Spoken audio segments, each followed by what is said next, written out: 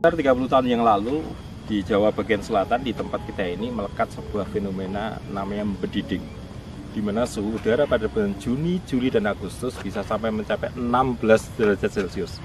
Pada saat itu minyak sayur di rumah kita membeku. Kalau malam hari kita harus siapkan sarung, kemudian selimut dan juga kaos kaki supaya kita bisa tidur dengan nyenyak. Kalau pagi hari kita lihat fenomena anak-anak pada main di samping jugangan atau tempat pembakaran sampah. Mereka membakar sampah untuk menghangatkan badan mereka. Kemudian kita tahu saat ini fenomena bediding sudah mulai hilang karena tertelan oleh gelombang pemanasan global.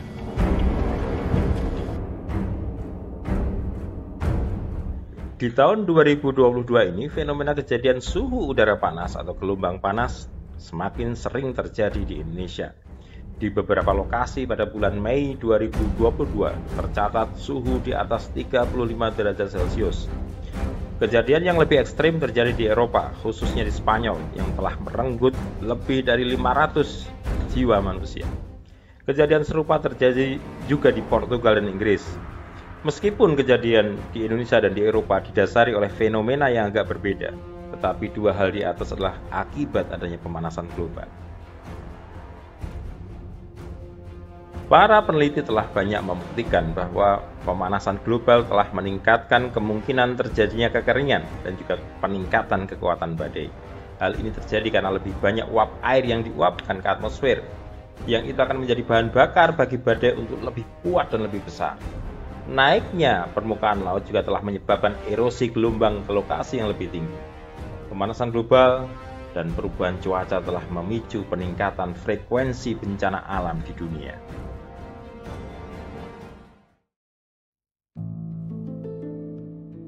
Di samping pemanasan global yang melanda seluruh permukaan bumi, karena memang sejatinya kita hidup di bawah satu atmosfer, telah terjadi suatu fenomena lokal yang menarik, yaitu kenaikan suhu di daerah perkotaan. Di daerah kota telah terjadi kenaikan suhu yang lebih besar dibandingkan dengan daerah pinggiran atau pedesaan. Dan kejadian ini disebut sebagai pulau panas atau urban heat island. Urban heat island atau pulau panas perkotaan muncul karena aktivitas manusia yang padat di perkotaan, baik aktivitas penggunaan energi di rumah, aktivitas penggunaan energi dalam transportasi, dan juga yang lebih penting adalah perubahan kondisi fisik perkotaan yang telah berubah dari kondisi alami sebelumnya. Perbedaan panas antara kota dan daerah sekitarnya bisa sampai di angka 8 derajat Celcius, dan ini akan sangat terasakan di waktu menjelang malam hari. Urban heat island telah mengganggu kesehatan manusia. Manusia yang tinggal di kota semakin tidak nyaman dan gerah, yang mengakibatkan kebutuhan energi untuk pendinginan semakin tinggi. Pada gilirannya akan menjadikan kota semakin panas karena konsumsi energi yang semakin tinggi. Dan kita tahu konsumsi energi yang semakin tinggi akan meningkatkan suhu udara. Fenomena ini persis seperti bola salju, sehingga kota akan semakin panas, semakin panas, semakin panas. Urban heat island di samping terjadi karena penggunaan energi di perkotaan, baik energi untuk perumahan, energi untuk transportasi, dan energi yang besar, juga karena di daerah perkotaan memiliki sebuah konstruksi atau geometri yang menjadikan energi yang datang dari khususnya radiasi matahari itu seolah-olah terperangkap dan tersimpan di dalamnya. Bentuk geometri dari permukaan perkotaan yang khas yang terdiri dari bangunan dan jalan cenderung memerangkap radiasi matahari. Panas juga cenderung disimpan oleh material di perkotaan yang berupa beton, aspal, dan tembok bangunan yang dalam kacamata energi mempunyai kapasitas kalor yang besar. Panas ini kemudian dilepaskan kembali ke udara di malam hari. Hal inilah yang menjadikan fenomena UHI lebih menonjol kejadiannya di malam hari.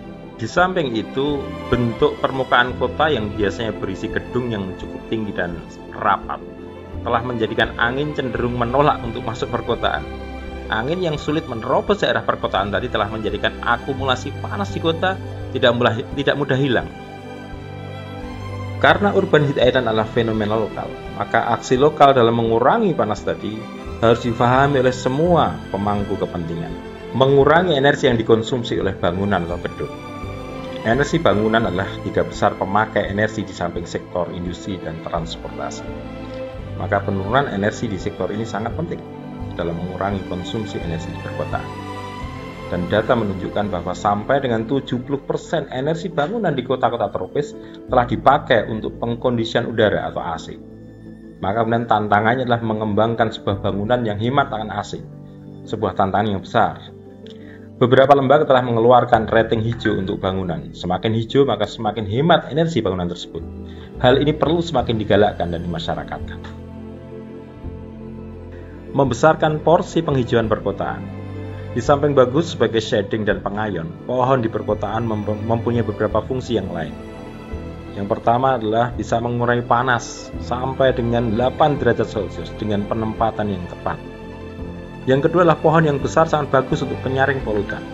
Dan yang terakhir adalah pohon dapat menyerap CO2 dengan angka yang cukup signifikan, yaitu 150 kg per tahun. Aksi yang bersifat lokal juga yang mendesak untuk dilakukan adalah mengurangi energi yang digunakan untuk transportasi di perkotaan. Kota-kota di negara berkembang cenderung menggunakan energi yang cukup besar untuk transportasi ini.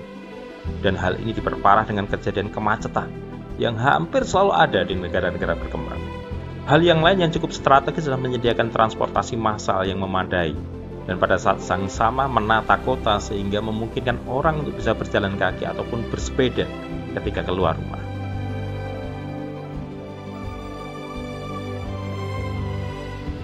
Pemanasan lokal ditangani secara lokal dan pemanasan global pun harus ditangani secara global. Telah banyak komitmen internasional yang diangkat dari Kyoto Protocol, Perjanjian Paris, dan terakhirlah Perjanjian Glasgow yang meminta para pelaku emisi karbon terbesar untuk mengurangi aktivitas mereka. Kita tidak kepingin atmosfer kita yang cuma satu ini yang dihuni oleh seluruh manusia menjadi rusak. Dan kita tidak kepingin berulangnya satu kejadian, yaitu tragedy of common.